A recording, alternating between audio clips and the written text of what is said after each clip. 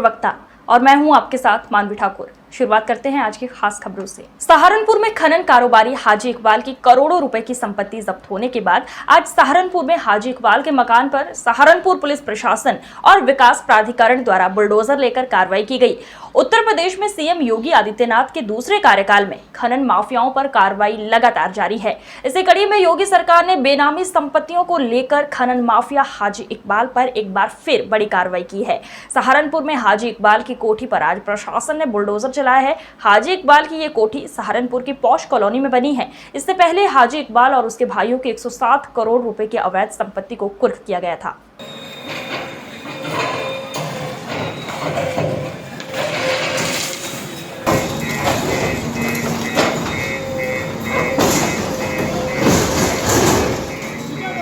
Police अधीक्षक जालौन रवि कुमार के निर्देशन में थाना कदौरा पुलिस एवं एसओजी व सर्विलांस सेल की संयुक्त टीम द्वारा थाना कदौरा क्षेत्र अंतर्गत हुई लूट की घटना का सफल अनावरण करते हुए घटना से संबंधित अभियुक्तों को लूटे गए माल के साथ गिरफ्तार कर आवश्यक विधिक कार्रवाई की गई।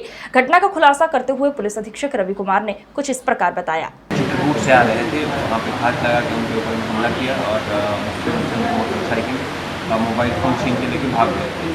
इसी क्रम में मेरे द्वारा टीमों का गठन किया गया और उसके बाद एसओजी और सर्विलांस की टीमों ने काफ़ी अच्छा गुडवर्क किया है, जिसमें 2 अपराधियों की गिरफ्तारी की गई है जो जनपद हमीरपुर के रहने वाले हैं। एक का नाम वीरेंद्र है, दूसरे का वीरेंद्र उर्फ कालू निषाद है और दूसरे का नाम अनिल कुमार श्रीवास है। ये दोनों लोग उस दिन जिस दिन 28 तारीख के 11:30-12 बजे के करीब में रात्रि में घटना हुई थी, उस समय ये लोग सुनसान रास्ते पे घात लगा के बैठे हुए थे और जब ये व्यक्ति मोटरसाइकिल से आ रहे थे तो उन्होंने उन पर प्रहार कर उनको गिरा दिया। उसके बाद मोटरसाइकिल छीन के और मोबाइल छीन के और पैसे छीन के ये लोग वहाँ से हमीरपुर की तरफ भाग गए और आज इतने कम समय में ही 4-5 दिन में ही इनकी गिरफ्तारी कर इनको जेल भेजा जा रहा है। इनके पास से 2 मोटरसाइकिल, मोबाइल फ़ोन्स, जो लूट वाली मोटरसाइकिल है वो भी बरामद हुई है, लाठी डंडे भी बरामद हुए हैं, पर्स भी बरामद हुआ है, चाकू बरामद हुआ है। तो इस तरह से और इनका आपराधिक इतिहास भी है, तो इस तरह से ये अच्छे अपराधी, इनके खिलाफ गैंगस्टर की भी कार्रवाई की जाएगी और इनके संपत्ति जब्तीकरण की भी कार्रवाई की जाएगी। डिडवाना विधायक चेतन डोडी का आज 42वां जन्मदिन मनाया गया। इस दौरान सैकड़ों की संख्या में कांग्रेसी कार्यकर्ता विधायक निवास पर उमड़ पड़े और विधायक चेतन की डोडी को जन्मदिन की बधाई दी। इस अवसर पर कार्यकर्ताओं ने पुष्प गुलदस्ता भेंट कर और माला व साफा पहनाकर विधायक का अभिनंदन कर उन्हें जन्मदिन की मुबारकबाद दी। वहीं मिठाई खिलाकर मुंह भी मीठा करवाया। साथ ही विधायक की लंबी उम्र की कामना भी की। हालांकि विधायक चेतन डोडी ने उदयपुर हत्याकांड के कारण अपना जन्मदिन नहीं मनाने का फैसला लिया था, लेकिन उनके समर्थक अपनी खुशी रोक नहीं पाए और बधाइयां देने उमड़ पड़े।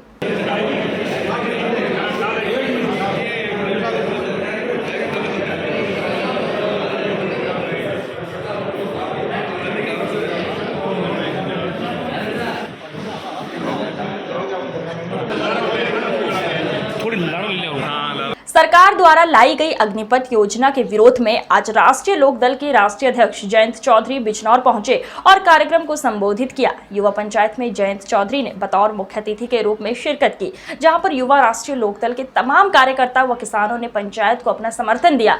गौरतलब है कि सरकार द्वारा युवाओं के लिए अग्निपथ योजना लाई गई थी, जिसमें योजना आते ही देश भर में इसका विरोध प्रदर्शन देखने को मिला था। हालांकि कहीं कहीं आगजनी भी हुई थी। इसी बीच आज बिजनौर में एक निजी बैंक्वेट हॉल में राष्ट्रीय लोकदल के कार्यकर्ताओं ने युवा पंचायत का आयोजन किया, जिसमें राष्ट्रीय लोकदल के राष्ट्रीय अध्यक्ष जयंत चौधरी ने बतौर मुख्य अतिथि के रूप में शिरकत की और अग्निपथ योजना का विरोध करते हुए तत्काल योजना को वापस लेने की मांग की है। उसकी कोई स्वीकार्यता नहीं बन पा रही। लोगों को आसान सी बात समझ नहीं आ रही कि पहले जो 15 साल 17 साल नौकरी कर लेता था, उसके बाद उसको पेंशन मिलती थी, सारी सुविधाएं मिलती थी। आप उस पर कैंची चला रहे हो, सुविधाएं काट रहे हो और फिर उसे बताना चाह रहे हो कि हमने अच्छा काम आपके लिए किया। तो जितने पूर्व सैनिक हैं, बड़े अधिकारी रह चुके हैं, जिनको अनुभव है, जिनको मालूम है कि 6 महीने की ट्रेनिंग पर्याप्त नहीं होती अग्निवीर के लिए, फौज के लिए, वो सब इसका विरोध कर रहे हैं। चुनाव से पहले बीजेपी ने अपने घोषणा पत्र में कहा था कि बेरोजगारों को नौकरी देना, इसमें आपका क्या कहना है? चुनावी अपने मैनिफेस्टो में सरकार ने ये भी दावा किया बीजेपी ने कि हमने 3 करोड़ को रोजगार और स्वरोजगार दे दिया और अब वही आंकड़ा 5 करोड़ का बता रहे हैं। तो 3 करोड़ को दे चुके, 5 करोड़ को देने वाले प्रदेश की आबादी जो है 24-25 करोड़ की है। मतलब हर घर में इन्होंने 2-3 लोगों को तो नौकरी दे चुके हैं। तो इनको झूठ का पुलिंदा है कि होने के बाद भी कार्रवाई नहीं रुकी। अधिकारी बुलडोजर चलाते रहे, परिवार वाले उनको संभालते रहे और उनके घर पे बुलडोजर चलता रहा। तो अमानवीय व्यवहार है। सरकार को कानून के तहत चलना चाहिए, संविधान के तहत चलना चाहिए। सुप्रीम कोर्ट ने भी इनको लताड़ा है, लेकिन ये अभी भी बात नहीं आ रही। अच्छा, चेंज अगर ये अग्निपथ योजना को वापस नहीं लेती है सेंट्रल गवर्नमेंट, तो क्या किसान आंदोलन की तरह ये चलेगा आंदोलन? देखिए, आंदोलन मुद्दों क्या होता है, ये एक बहुत बड़ा मुद्दा है। इस मुद्दे पे जनता ही तय करेगी कि अगला पड़ाव क्या होगा। आंदोलन को क्या रूप देना चाहते हैं, जनता तय करेगी। हम पंचायत कर रहे हैं, हम अपने प्रस्ताव जनता के बीच रख रहे हैं। हमें अभी इस आंदोलन को बड़ी गति मिली है, समर्थन मिला है। ऐसे समय पे जब कोई पॉलिटिकल पार्टी काम नहीं कर रही, हम लोग जमीन पर हैं और मुझे पूरा विश्वास है कि हम इतना दबाव बनाएंगे। मुरादाबाद थाना कटघर मोहल्ला जाहिद नगर गली नंबर 9 की रहने वाली फातिमा अंसारी ने थाना प्रभारी कटघर को एक प्रार्थना पत्र देकर कानूनी कार्रवाई करने की मांग की। पीड़िता ने दी तहरीर में बताया कि मैं और मेरे पति एक चैनल में पत्रकार हैं। मोहल्ला जाहिद नगर जो कि घनी आबादी में है, उसमें जिस्म फरोशी का अवैध धंधा चल रहा था। मेरे पति आलम अंसारी इस संबंध में खबर कवरेज करने के लिए गए थे। खबर कवरेज के दौरान उन पर जानलेवा हमला किया गया, जिसमें मेरे पति वहां से अपनी जान बचाकर भाग आए। शनिवार की रात्रि को तकरीबन 9 बजे मेरे पति आलम अंसारी को फोन कर सोहेल, तस्लीम व रिजवान पत्रकार ने बुलाया और कहा कि आपका उक्त प्रकरण का फैसला करा देंगे। फोन पर बात कर आलम घर से उनके बताए पते पर चले गए। पीड़िता ने दी तहरीर में बताया कि अब से आलम अंसारी अभी तक घर वापस नहीं लौटे हैं और उनका फोन भी बंद आ रहा है। पीड़िता ने दी तहरीर में आरोप लगाते हुए बताया कि मैं इससे पहले भी एक प्रार्थना पत्र दे चुकी हूं, लेकिन उस पर कोई उचित कार्यवाही नहीं की गई। पीड़िता ने थाना प्रभारी कटघर को इस विषय में तहरीर देकर आवश्यक कानूनी कार्रवाई करने की मांग की है। पीड़िता को शक है कहीं आलम के साथ कोई अनहोनी न हो गई हो। मैं फातिमा अंसारी बुलंद आस्तक से हूँ। मेरे संपादक का नाम रिजवान अंसारी, उप संपादक का नाम तैयब अंसारी। तस्लीम और नईम से हमारा झगड़ा हो गया था कवरेज के दौरान। हम कवरेज करने पहुँचे, उसने मारपीट करी, हमारे साथ में बदतमीज़ी करी, जिसमें हमने अपने संपादक को कॉल किया। घनी आबादी में जिस्म फरोशी का धंधा चल रहा था तस्लीम के कारखाने में, तो हमने ये बात अपने संपादक को बताई। हमने अपने संपादक से भी कहा कि खबर चला दो। हमारे संपादक ने कोई खबर भी नहीं चलाई और तस्लीम और नईम ने हमारा फ़ोन भी छीन लिया। उसके बाद में जो हुआ, वो लोग थाने पहुँचे, थाना कटघर, करूला जाहिद नगर का पूरा मैटर है। वो थाना कटघर पहुँचे, वहाँ जाकर उन्होंने मुकदमा कराया हमारे ऊपर। उसके बाद 20-25 दिन के बाद में फैसले की बात रखी गई। फैसले की बात मेरे संपादक ने रखी, रिजवान ने, और उनका रिपोर्टर सुहेल का कॉल आया। उसके बाद रिजवान ने बात करी, उसके बाद तस्लीम ने बात करी।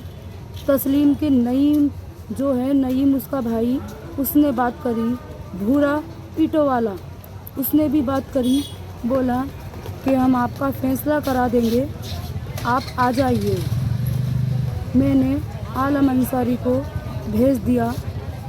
वहाँ जाकर आलम अंसारी ने रिजवान भाई के पास जाकर वीडियो कॉलिंग करी, जिसमें रिजवान भाई ने कॉल कर और सुहेल ने कॉल कर आलम अंसारी को बुलवाया। वहाँ पे सभी लोग मौजूद बैठे थे जिन्होंने कॉल किया था। सुहेल, रिजवान और तस्लीम और नईम भूरा पीटो वाला वहाँ मौजूद थे, और भी अन्य लोग मौजूद थे जिनके मैं नाम नहीं जानती हूँ, शकल से वाकिफ हूँ। तो उसके बाद में वीडियो कॉलिंग करी, आलम अंसारी मौजूद थे वहीं पर। उसके आधे घंटे बाद में फ़ोन स्विच ऑफ आने लगा आलम अंसारी का।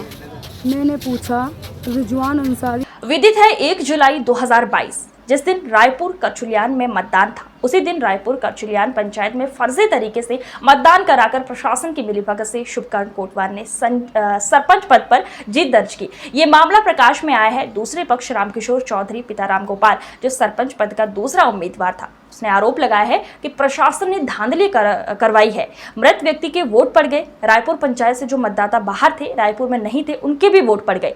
चौधरी द्वारा बताया गया कि 100 नंबर पोलिंग जिसमें जमकर धांधली चल रही थी, फर्जी मतदान चल रहा था, उसमें हमारे एजेंट को अंदर घुसने नहीं दिया। आरोप लगाया गया कि मतदान व मतगणना में जमकर धांधली हुई है।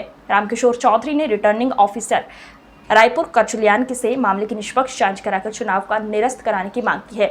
जब हमने इस संबंध में रायपुर एसडीएम अखिलेश सिंह से बात की तो उन्होंने कहा, चौधरी आज क्यों शिकायत कर रहे हैं, 1 जुलाई को शिकायत क्यों नहीं की, जब प्रशासन की पूरी टीम 10 मिनट में निगरानी कर रही थी। और अंत में कहा कि ये शिकायत झूठी है, अब प्रशासन की निष्पक्ष जांच हो तभी सच सामने आ पाएगा। मिले हैं, अब हमने साक्ष्य इकट्ठा नहीं किए, साक्ष्य नहीं मिल पाए हैं, लेकिन यहाँ के जो जनता का कहना है कि मृत व्यक्तियों के वोट पड़े हैं, जो व्यक्ति यहाँ से बाहर गए, रायपुर में मौजूद नहीं थे, उनके भी वोट पड़े हैं।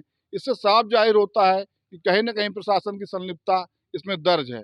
मैं संजीव निगम के साथ अजय, न्यूज प्रवक्ता। और कर्मचारियों की कमी के कारण ये पूरी बूथ में इसमें गड़बड़ी पाई गई है। ये मेरा चैलेंज है, मेरा दावा है। मैं शासन और प्रशासन को शपथ पत्र के साथ इस बात के लिए मैं शपथ पत्र देता हूं प्रशासन को कि मैं 100% कहता हूं उस पोलिंग में गड़बड़ी पाई गई है। आरोप लगा रहे हैं कि पोलिंग में गड़बड़ी जी, आप सुधार के लिए आपने अभी तक क्या किया उसमें? मैंने महोदय तहसीलदार साहब से मिला, बोले कि अभी कोई सुनवाई नहीं की जाएगी, जो भी सुनवाई की जाएगी वो 14 तारीख को की जाएगी। पहली बात तो मैं यहाँ का रिटर्निंग अफसर नहीं हूँ, लेकिन एसडीएम हूँ। एसडीएम की उससे मैं बता रहा हूँ आपको कि मतगणना के दिन ऐसी कहीं कोई बात नहीं हुई है। कोई प्रशासन का निष्पक्ष प्रशासन ने मतदान कराया है। उस दिन मतदान में सभी अधिकारी फील्ड में थे। इनकी शिकायत टाइम पे नहीं है। आज 4 तारीख को इनको सपना हुआ है, 4 तारीख को ये बातें बता रहे हैं और 4 तारीख को आरोप लगा रहे हैं। मतदान के एक तारीख को मतदान हुआ। मतदान के दिन पूरे दिन सारे लोग रहे, सारे काम करते रहे, सारे अधिकारी फील्ड में थे, उस समय इनकी शिकायत नहीं मिली। इससे इनकी शिकायत झूठी है, इससे प्रशासन कुछ नहीं कर सकता।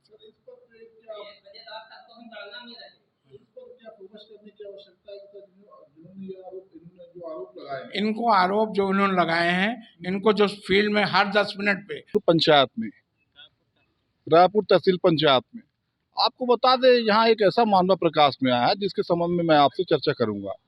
तारीख 1 के दिन यहाँ पर 1 जुलाई को मतदान हो रहा था। मतदान के दौरान बहुत सारे ऐसे तथ्य निकल आकर सामने आए हैं जिनकी पुष्टि तो हम नहीं कर सकते, लेकिन आरोप ऐसे लग रहे हैं। बताया गया है कि उन व्यक्तियों के वोट पड़ गए जो व्यक्ति बाहर थे, रीवा से बाहर थे, रायपुर पंचायत से बाहर थे। उन कई व्यक्तियों के दर्जनों तादाद में वोट पड़ गए और ऐसे व्यक्ति के भी वोट पड़े जो दुनिया से अलविदा हो चुके हैं, मतलब मृत हो चुके हैं, उनके भी वोट पड़ गए। और जांच टीम जो बराबर मॉनिटरिंग टीम थी, मॉनिटरिंग टीम ने भारी लापरवाही की। अब इस संबंध में हम यहाँ के प्रत्याशी जो रह चुके हैं, आपका नाम रामकिशोर चौधरी जी से बात करेंगे, बारी से विश्वनाथ चोटीवाला जी से बात करेंगे। बारीदार में आप आरोप लगा रहे हैं कि भारी भ्रष्टाचार हुआ जी, क्या था मामला, क्या तस्वीरें थी, आपके साथ क्या अन्याय हुआ, प्रशासन ने कहाँ पे जबरदस्ती दिखाई, आप बताइए। मामला ये है माननीय जी कि दिनांक 1 जुलाई को पोलिंग बूथ क्रमांक 100 में मेरा एजेंट जब गया, थोड़ी लेट हो गया, तो वहाँ के पीठासीन अधिकारी और पुलिस बोले कि अब आपका यहाँ एजेंटेशन फार्म नहीं लिया जाएगा, अब आप लेट हो चुके हैं तो हमारे एजेंट को वहाँ नहीं जाने दीजिए। और हमारा बिना एजेंट के चुनाव वहाँ कराया गया है और वहाँ बहुत फर्जी वोट पड़ गए हैं, क्योंकि वहाँ पर ठाकुर लोगों की बस्ती है। और जब मैं वहाँ गया हूँ, मैं भी मेरा एजेंट, तब वहाँ पर बहुत ठाकुर लोग वहाँ पर एकत्रित थे। साथ सही हुआ, थोड़ा सा संक्षेप में बताइए। जी, मैं कहना चाहूँगा कि जिस तरह से प्रशासन ने और सरकार ने, मेरा तो ये कहना है कि सरकार ने जिस तरह से इस त्रिस्तरीय पंचायत में मतगणना का निर्णय, पोलिंग बूथों में मतगणना कराने का निर्णय लिया है, ये इससे साफ जाहिर होता है कि वहाँ के प्रशासनिक अधिकारी और तमाम ताकतवर लोगों ने अच्छे और पैसे वाले प्रत्याशियों से साँठ-गाँठ करके जिस तरह से मतगणना के नियमों की धज्जियाँ उड़ाई है कि जीता हुआ। आज की खबरों में बस इतना ही। देखते रहिए न्यूज़ प्रवक्ता। नमस्कार।